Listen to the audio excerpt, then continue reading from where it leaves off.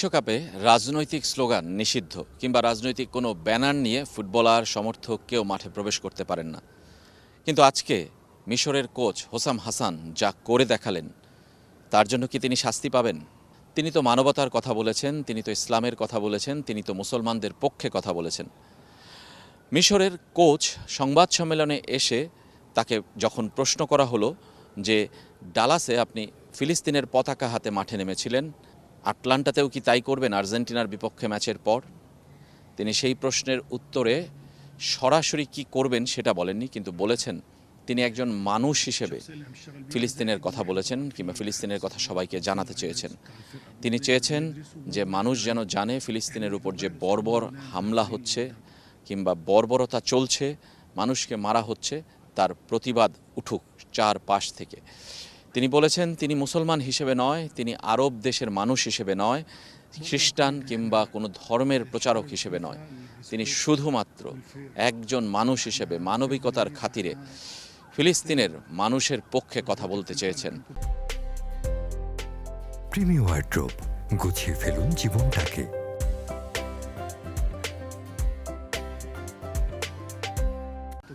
গাজায় যা হচ্ছে, গত হাজার দিন ধরে মানুষ মরছে, তার বিপক্ষে কেউ কিন্তু প্রতিবাদ করছে না, তিনি দাবি করেছেন।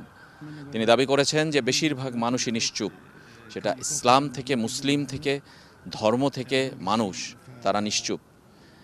অথচ অনেকেই প্রাণীর জন্য আসলে সোচ্চার হচ্ছেন, প্রাণের জন্য সোচ্চার হচ্ছেন। কিন্তু এই প্রাণগুলো যখন মানুষের প্রাণ, ফিলিস্তিনে গাজায় যখন আসলে মানুষ মরছে মুহুর্মুহু, তাদের বিরুদ্ধে কেউ কথা বলছে না, তাদের পক্ষে কেউ কথা বলছে না, গাজার মানুষের পক্ষে তিনি কথা বলতে চেয়েছেন। তিনি ডাক দিয়েছেন সবাইকে, অ্যাথলেট থেকে সাংবাদিক থেকে সবাইকে, ফুটবলারদেরকে, যে তারা যেন যার যার জায়গা থেকে প্রতিবাদ করে। তিনি উদাহরণ টেনেছেন যে একটা বাসায় ছাদ না থাকলে সেখানে ঘুমানো কতটা নিরাপদ, বাসায় খাবার না থাকলে জীবন ধারণ কতটা আসলে সম্ভব। তিনি প্রশ্ন তুলেছেন যে আসলে গাজার মানুষ তো সেই সব দিনই পার করছেন, তাদের পক্ষে কতটা আসলে সম্ভব হচ্ছে। কিন্তু তারা তো দিন পার করছে, সেই দিনগুলো তাদের কাটছে অসীম, এক একটা দিন যেন অসীম সময়। হোসাম হাসান নিজে ফুটবলার ছিলেন, মিশরের সর্বকালের সেরা ফুটবলারদেরও একজন ছিলেন।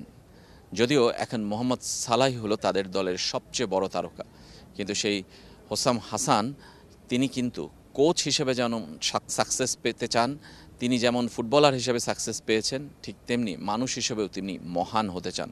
তাই তো তার এইসব বক্তব্য কিন্তু আসলে আলোড়ন তুলেছে এবং প্রশ্ন উঠেছে তিনি কি আসলে সংবাদ সম্মেলনে এসব কথা বলতে পারেন, তিনি কি আসলে কোনো দেশের কোনো যুদ্ধের বিপক্ষে পক্ষে কথা বলতে পারেন, তবে কি তিনি শাস্তি পাবেন, সেই প্রশ্নও কিন্তু আলোচনায় আসছে।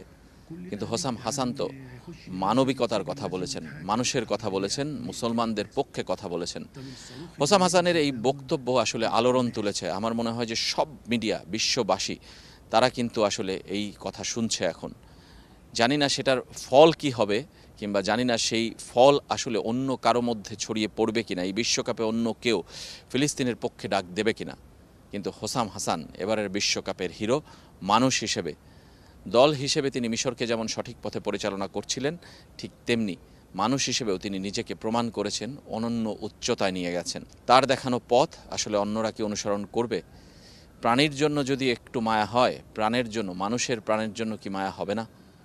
ফিলিস্তিনের মানুষের পক্ষে কি কেউ কথা বলবে না? সেই প্রশ্নটাই কিন্তু রয়ে গেল।